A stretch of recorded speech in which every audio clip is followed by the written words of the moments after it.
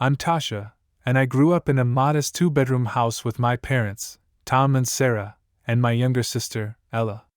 Mom worked as a cashier at the local supermarket, while Dad jumped between various construction jobs. They tried their best, but money was always tight.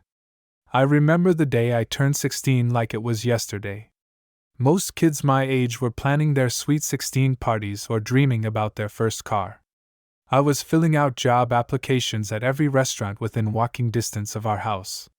When I told my parents I was looking for a job, they barely looked up from what they were doing.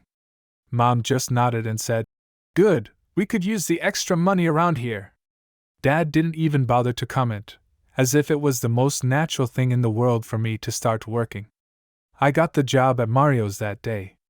The manager, Pete, was a gruff but fair man who'd been running the place for 20 years.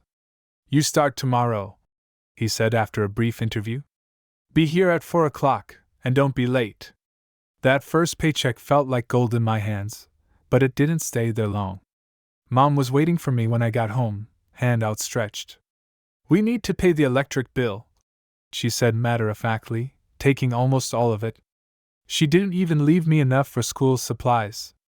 I had to ask for that separately, and she acted like I was being selfish for wanting to keep any of my own money. Ella quickly caught on to the new situation. At 11, she was old enough to understand that I now had access to money, and she took full advantage of it. "Tasha, buy me this," became her daily mantra. Whether it was candy, toys, or new hair accessories, if I refused, she'd run to our parents, who would guilt me into giving in. The routine became my life: school during the day, work in the evenings, homework late at night. I learned to balance plates of pasta and calculate tips while memorizing chemistry formulas. My grades stayed good, not perfect, but good enough to keep my college dreams alive. Every extra dollar I managed to hide away went into a coffee can labeled "College Fund," hidden in my closet. Though finding money to save was getting harder and harder with everyone's constant demands. My senior year of high school, I got promoted to head waitress at Mario's. I tried to keep the raise a secret from my family, hoping to put the extra money toward my college fund, but somehow they found out. Mom started planning home improvements we desperately needed. Dad suddenly needed new tools for work, and Ella's demands for toys and treats doubled. It was like my paycheck was their paycheck, my success their success, but only in terms of what they could get from it. Getting into the state community college felt like a miracle. I'd worked my butt off for this, studying late into the night after shifts, writing essays during my breaks at Mario's, and somehow managing to keep enough money aside for the application fees despite my family's constant demands. When the acceptance letter came, Mom and Dad's reaction was lukewarm at best. "That's nice, honey," Mom said, then immediately followed up with, "But you'll still keep working, right? We're counting on your help with the bills." I assured them I would. What else could I say? They'd made it clear over the years that my role as provider wasn't optional. So I juggled my class schedule around my work shifts, taking early morning classes so I could still work afternoons and evenings at the restaurant. Those first 2 years were a blur of textbooks, coffee, and endless hours on my feet. I'd rush from morning classes to afternoon shifts, then stay up late studying in the break room during my dinner break. Pete was understanding about my schedule, at least. The thing about working and studying simultaneously is that you're always shortchanging one or the other. There were nights I fell asleep with my face in my textbook, only to wake up to Mom knocking on my door, asking if I could spare some money for Ella's new school supplies. My sister was in high school now, and her demands had only grown more expensive. "Come on, Tasha," she'd whine.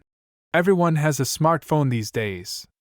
It's not fair that I have to be the only one with an old flip phone." Then in my third year, everything fell apart. Dad lost his construction job when the company went under. Mom's hours at the supermarket got cut back, and then came the bombshell. They'd taken out a massive loan the year before for home repairs they hadn't bothered to tell me about, and now they couldn't make the payments. "We need your help, Tasha," Dad said one evening, laying out bills on our kitchen table. "We could lose the house." I looked at the numbers, my stomach sinking. The only way to help would be to drop out of college and work full-time. My parents didn't even pretend to be torn about asking this of me, so I did it. I withdrew from my classes and took on every shift I could at Mario's, days, evenings, and even night shifts washing dishes after the restaurant closed. The work was exhausting, but I told myself it was temporary. I'd save up, go back to school in the evening program, finish my degree. But 2 years later, just when I'd managed to save enough to think about re-enrolling, Ella dropped her own bombshell. "I got accepted to college," she announced at dinner one night, but she glanced at our parents, then turned to me with those pleading eyes I'd grown to dread. "We can't afford the tuition." I knew what was coming before Mom even opened her mouth. "Tasha, honey, you're doing so well at the restaurant, and Ella needs this opportunity." Just like that, my savings, my chance at finishing my own degree, went to my sister's education. I handed over my college fund, forcing a smile as Ella hugged me, while Mom and Dad praised me for being such a good sister. After years of living at home and pouring my money into my family's needs, I finally made the decision to move out.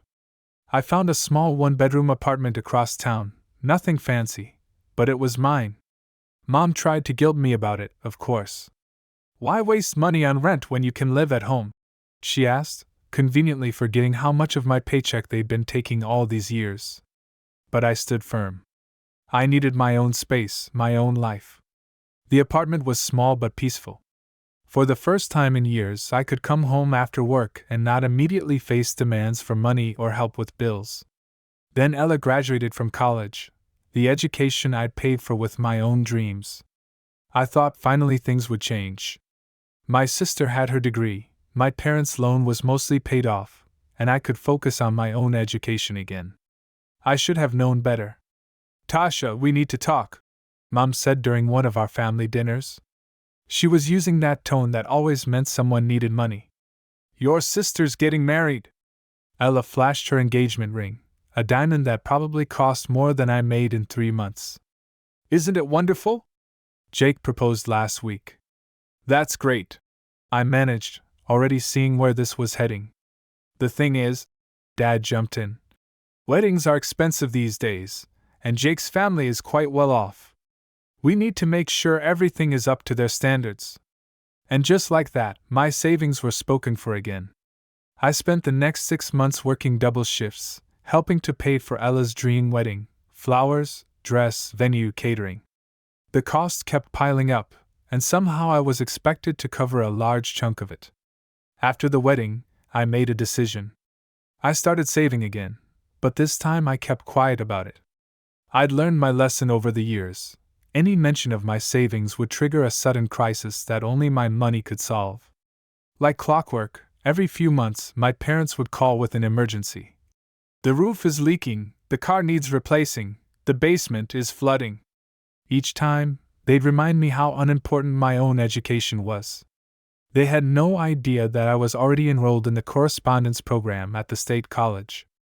I took classes online, studied during my breaks at work, and wrote papers late into the night. I paid for each semester in cash, keeping all the paperwork at my apartment where they'd never see it. It wasn't easy. There were nights I barely slept, juggling work and studies, but there was something empowering about having this secret, something that was just mine that they couldn't take away or diminish. When I finally completed my last class and received my diploma, I didn't tell anyone. I carefully stored it in my closet, away from prying eyes and grabbing hands. For once, I had achieved something that wasn't immediately sacrificed for someone else's needs. As Christmas approached, I finally felt ready to share my success with my family.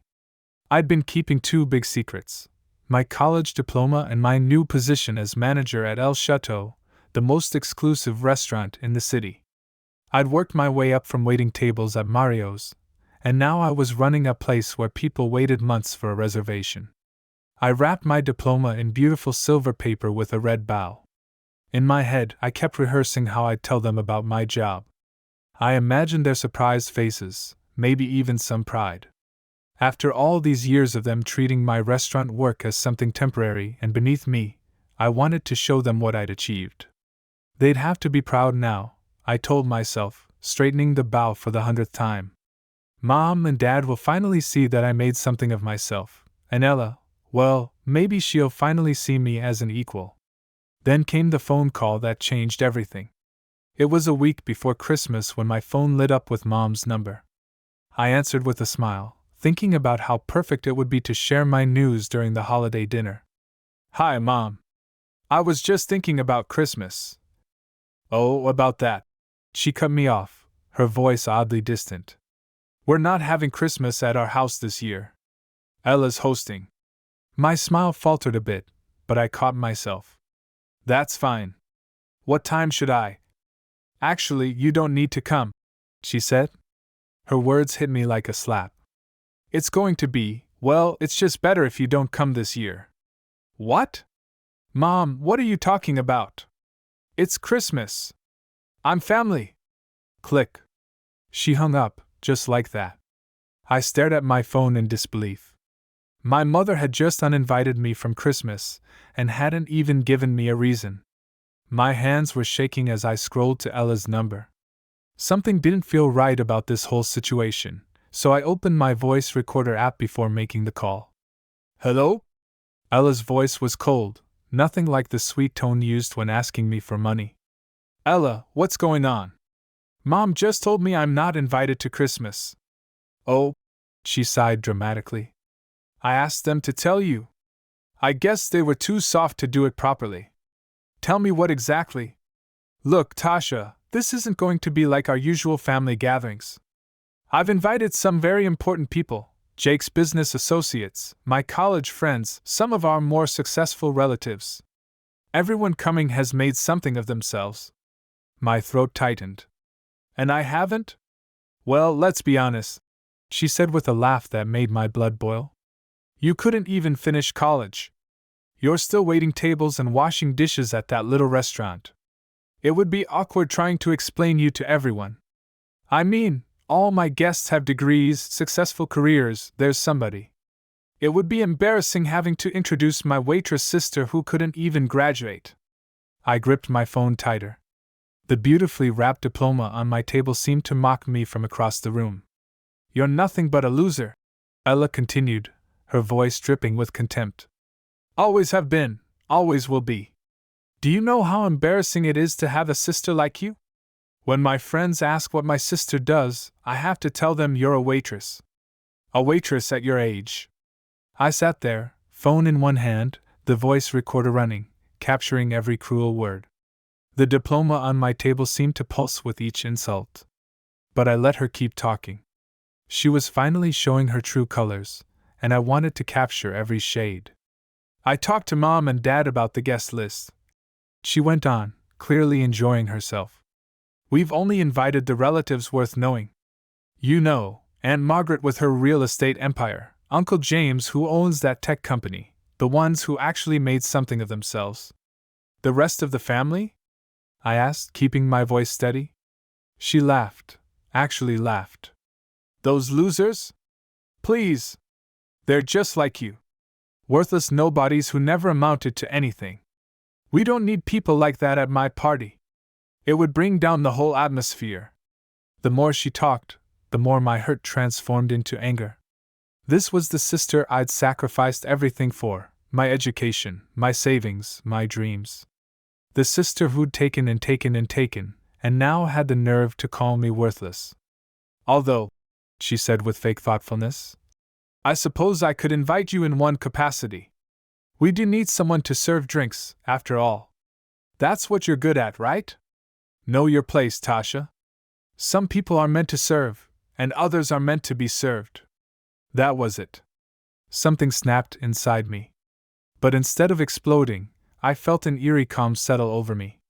I knew exactly what I needed to do. "Thanks for making everything so clear, Ella," I said quietly and hung up. I sat in my apartment for a long moment, listening to the recording I had just made. Every word, every laugh, every cruel comment was captured perfectly.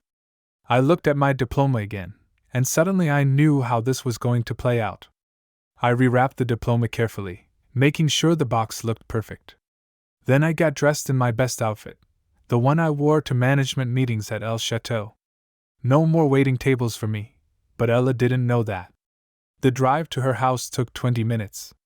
As I pulled up, I couldn't help but notice she hadn't been lying about her guest status. The driveway and street were lined with luxury cars, Mercedes, even a couple of Porsches. Ella had certainly curated her guest list carefully. I walked up to Ella's front door, my heart pounding but my steps steady. Through the frosted glass, I could see people mingling, their shadows moving to the sound of classical Christmas music. Taking a deep breath, I rang the doorbell. Ella opened the door, champagne glass in hand, wearing a designer dress that probably cost more than my monthly rent. The moment she saw me, her perfectly made-up face contorted in shock and anger. "What are you doing here?" she hissed, trying to block the doorway. "Get out. This is a private party." "A private party?" I said, raising my voice just enough to catch the attention of nearby guests. "Is that any way to treat your only sister on Christmas?" Heads started turning our way. I could see our parents frozen in place across the room, their faces pale. Ella's husband Jake was watching with confusion from near the fireplace. "Family," I announced, stepping past my sister into the house. My voice carried across the elegant room. "I'm Tasha, Ella's sister. The one she didn't want to invite because she thought I wasn't, what was the word, yes, worthy enough to be here." The room fell silent. Ella's face had gone from red to white. "Tasha, please," she whispered urgently. "Oh, but I brought gifts," I said brightly, holding up the box. "After all, isn't that what family does? We support each other, help each other, sacrifice for each other?" I walked to the center of the room, where a massive Christmas tree towered over the gathered guests. "You see, my sister was concerned that I wouldn't fit in with all you successful people. She was worried about having to explain her embarrassing sister, who, in her words, couldn't even finish college." I opened the gift box slowly, drawing out the moment. But funny thing about assumptions. I pulled out my diploma, holding it high. "They're often wrong." The look on Ella's face was priceless. Mom actually gasped. Dad's mouth hung open. "Not only did I graduate," I continued, "but I'm also the general manager at El Chateau." A murmur went through the crowd. I saw several guests exchange impressed looks. They knew exactly what that meant. El Chateau wasn't just any restaurant, it was the restaurant in the city where celebrities dined and where you needed connections just to get on the waiting list. "But wait," I said, reaching into my purse. "That's not the only gift I brought. You see, my dear sister had quite a lot to say about this party and all of you lovely people. And fortunately, I recorded every word." I held up my phone, finger hovering over the play button. Ella lunged forward. "Don't you dare!" "Too late," I said, and her voice filled the room, crystal clear. "I've only invited people who can be useful to us. These are important connections, people who can help Jake's career, boost our social status." The recording continued, playing Ella's smug voice once again. "I've got it all planned out, with the table settings, the really important people, you know, the ones who can actually do something for us, they get the plates with gold patterns. I spent a fortune on those." Her recorded laugh echoed through the silent room. "Then there's the silver pattern set for the maybe useful Sunday crowd. And get this, the plain white plates? Those are for the people we had to invite, but who are basically worthless." The reaction was immediate. Guests began looking down at their plates, then at others' plates, their faces shifting from confusion to realization to anger. Jake's parents, standing near the buffet table, slowly set down their plain white plates, their faces ashen. "Our plates are white," Jake's mother said quietly, her voice trembling with hurt and anger. Jake stormed over to the table, examining the dishes. His face turned red when he confirmed that his own parents had been categorized as worthless by his wife. "Ella, what the hell is this?" Mom and Dad stood frozen, their own white plates still in their hands, looking like they'd been slapped. Mom's eyes darted between Ella and me, clearly torn between her usual role as Ella's defender and the reality that she and Dad had been ranked among the worthless guests by their own daughter. Ella stood in the middle of the room, her face now as white as the plain dishes she'd given her parents. I can explain. It's not what you think. But there was no explaining away her own recorded words. The party erupted into chaos. Aunt Margaret, despite her gold-patterned status, was the first to act. She slammed her plate down on the table, food and all. So this is what we are to you? A ranking system? Networking opportunities? She grabbed her coat. I've never been so insulted in my life. Others followed suit. Dishes clattered as they were dropped or thrown down. Carefully wrapped presents were tossed aside. The room filled with angry voices and accusations as guests rushed for the door. Several people stopped to shoot disgusted looks at Ella, some even taking photos of their plates as evidence. Jake's parents left without a word to their daughter-in-law, their dignity intact despite their white plate status. Jake followed them, not even looking at Ella. Mom finally found her voice. Ella, how could you? She started, then stopped, looking lost. Dad just stood there, still holding his white plate, staring at it like he'd never seen it before. I didn't need to say anything else. My work was done.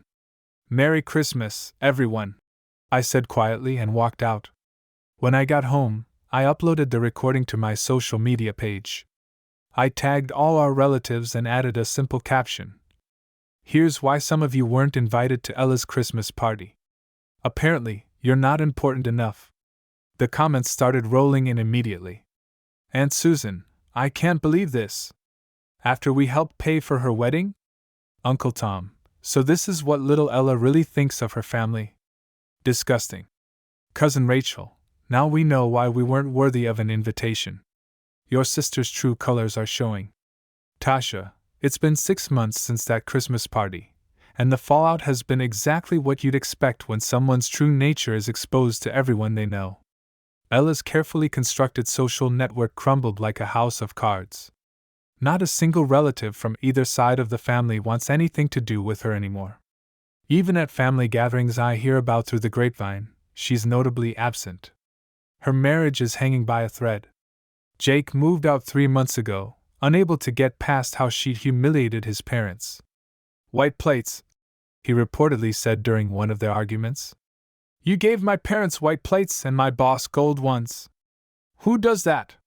Last I heard, they're in marriage counseling. But Jake's parents still won't speak to Ella. Can't say I blame them. Mom and Dad tried to make amends. They called me the day after Christmas, full of apologies and explanations. We were wrong, Mom said, crying into the phone. We took you for granted. We kept taking and taking, never thinking about what it cost you. Dad got on the line too. We're so proud of you, honey. Your degree, your job. We should have supported your dreams instead of always putting Ella first. Their words were nice to hear, but they came too late. I told them I needed time and space to process everything. They still text occasionally, asking how I'm doing, telling me they miss me. Maybe someday I'll be ready to have them back in my life. But not yet. As for Ella, she tried to call once, probably hoping to damage control the situation. I blocked her number. Some relationships aren't worth saving. And honestly, I don't feel an ounce of guilt about what I did. She constructed her own downfall. Brick by brick. Plate by plate. I just helped everyone see what was always there. My life has changed in ways I never expected. Without the constant drain of my family's demands, I'm finally able to save money, take vacations, live the life I want. I've reconnected with relatives I barely knew before. Turns out a lot of them are wonderful people, despite being deemed worthless by my sister. We get together for dinner sometimes, swap stories, laugh about old times. They treat me like family should treat each other, with respect, love, and genuine interest in who I am as a person, not what I can do for them. Sometimes I think about that college fund I started all those years ago. How many times it was emptied to fulfill someone else's needs or dreams. Now, I have a new savings account. And every dollar in it is for my future. My dreams. My life. No one else has access to it. No one else even knows it exists. And that's exactly how it should be. People ask me if I miss my family, if I regret how things played out that Christmas night. I tell them the truth. I miss the family I wished I had. The one I kept sacrificing everything for, hoping they'd eventually appreciate me. But that family never really existed. It was just me, endlessly giving, while they took and took, until there was nothing left. Well, they can't take anymore. I'm done being anyone's ATM or stepping stone. These days, I surround myself with people who value me for who I am, not what I can give them. And you know what? It feels like this is how family was supposed to feel all along.